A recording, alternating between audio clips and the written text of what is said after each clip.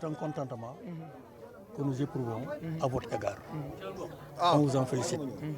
Donc, comme je disais, vous avez vu comme l'abri est constitué à chaque fois, à chaque année d'ouverture, c'est un renouvellement. Vous avez les palissades. C'était fermé, hermétique, mais tout a été calaboussé. Vous avez les tables bancs, il n'y a même pas de bois. À chaque fois, c'est un remue-ménage, vous l'avez constaté de vous-même. C'est des difficultés que nous racontons toute une année, toutes les années. Et c'est une classe, malgré ça, qui fonctionne. Classe de CP. CP. Ça, classe CP. CP. Et malgré ça, ça fonctionne. C'est important de montrer ça aux Sénégalais. Oui. Pour que les gens comprennent exactement Chaque dans quelles année, conditions chaque nos année, enfants chaque étudient année. ici, à Fanaï, à l'école Fanaï 2. Encore, on a un problème de sécurité. D'accord. Il n'y a pas Donc, de mur. il n'y a pas de mur. Les cadenas sont cachés à tout moment.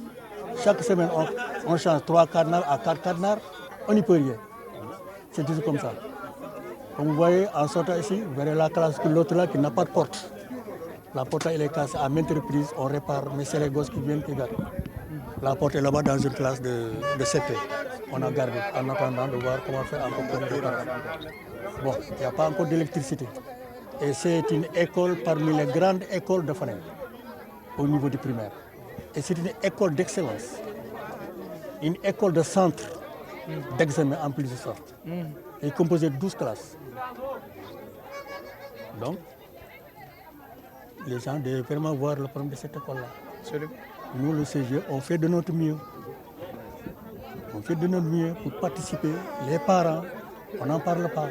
À chaque fois, c'est comme ça. Ça, c'est une classe d'à peu près, disons, 8 sur 8. Ouais, À peu près, c'est 8 sur 8. Ça veut dire quoi? Pour construire cette salle de classe, on n'a pas besoin de 4 millions pour le faire. Peut-être même beaucoup moins. Pour leur permettre d'avoir une salle de classe avec des portes, avec toutes les commodités, Évidemment. pour permettre à nos enfants d'étudier. Donc, deux salles. Pardon? C'est les autorités. Les autorités ont été saisies par rapport à ça. Bon. Peut-être le maire, il est au courant. Je ne sais pas. Peut-être. Ce qui est clair, c'est ceci, c'est une Peut-être parce classe qu'il est là. homologuée, une classe qui existe, une Les- classe les- où il y a un enseignant. Les 2 classes là, c'était le maire? Ouais. Les 2 classes. Hein? En Vienne, les 2 classes, c'était monsieur le maire. Donc il est au courant de ça. Avec Disons, Disons- on a disons- considéré depuis 2005. depuis 2005. Disons que cette salle de classe inachevée, dans laquelle on a aujourd'hui cet abri provisoire, cette classe fait partie des 6600 abris provisoires au Sénégal. Très bien. C'est ça. Très bien. Donc, c'est une classe qui est bien connue et répertoriée.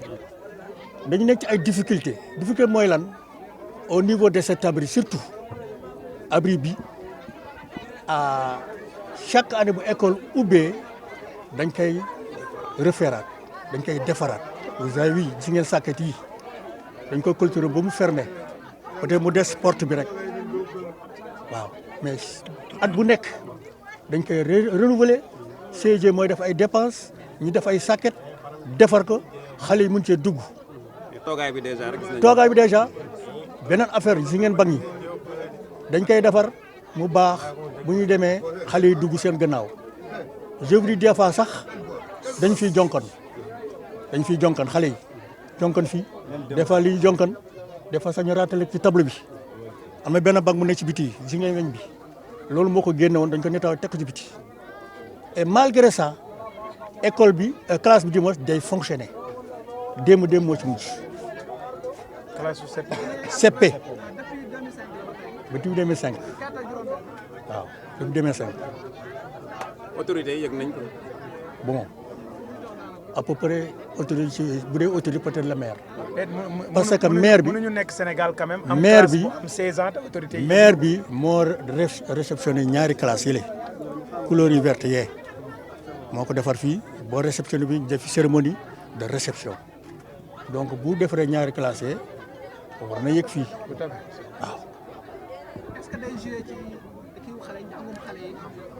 bon ak ci niveau bi. non je ne vois pas je ne vois pas parce que vraiment xale yi École d'excellence. excellence xale yi dañuy jàng et puis pour vous dire encore il y a de bons enseignants qui sont là qui sont pleins de volontaires yu am volonté bëgg a jàngale ñoo nekk ci école bi mais amuñu classe yu baax daal. amuñu classe yu baax. voilà boo dugg yeneen classe yi c'est xale yi dañuy dankili ko de 4 à 5 élèves pour ñu bind sax problème la Portable.